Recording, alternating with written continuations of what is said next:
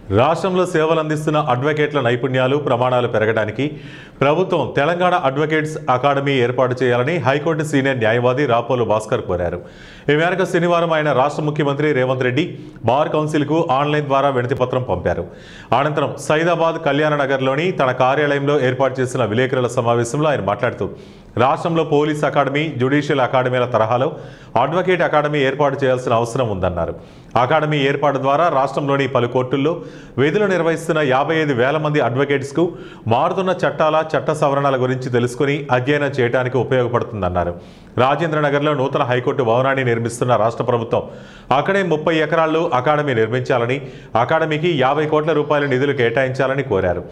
ప్రత్యేక రాష్ట్ర సాధన ఉద్యమంలో న్యాయవాదుల పాత్రను ప్రభుత్వం గుర్తించాలని, తెలంగాణ రాష్ట్రంలో అడ్వకేట్ అకాడమీ ఏర్పాటు చేయడం ద్వారా దేశంలోని ఇతర రాష్ట్రాలకు తెలంగాణను ఆదర్శంగా నిలవాలని ఆయన కోరారు. క్లయింట్ యొక్క సమాచారాన్ని తీసుకొని పర్ఫెక్ట్గా చేయాల్సినటువంటి పనులు చేస్తారు. కానీ సబ్జెక్ట్ లేనప్పుడు క్లయింట్లతోటి ఇబ్బందులు అవుతున్నాయి.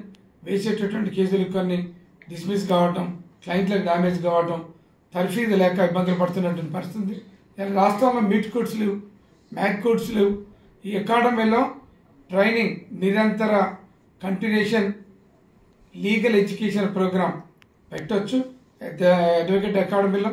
తర్వాత అన్ని సబ్జెక్టుల మీద ఆర్బిట్రేషన్ అండ్ కన్సిలేషన్ యాక్ట్ కానీ, మీడియేషన్ యాక్ట్ కానీ, లేదు మారుతున్నటువంటి చట్టాల మీద సవరణలు కానీ, కొత్త చట్టాల మీద అవగాహన పెంచడం కానీ, ఇవన్నీ కూడా అడ్వకేట్లని ఒక తర్ఫీదు చేయడం కోసం ఈ రాష్ట్రంలో ఉండేటటువంటి అందరు అడ్వకేట్లని ఒక మంచి పర్ఫెక్ట్ స్కిల్డ్ అడ్వకేట్లుగా రూపాంతరం చేయించడం కోసం ఈ రాష్ట్రంలో అడ్వకేట్స్ అకాడమీ అవసరం ఉంది.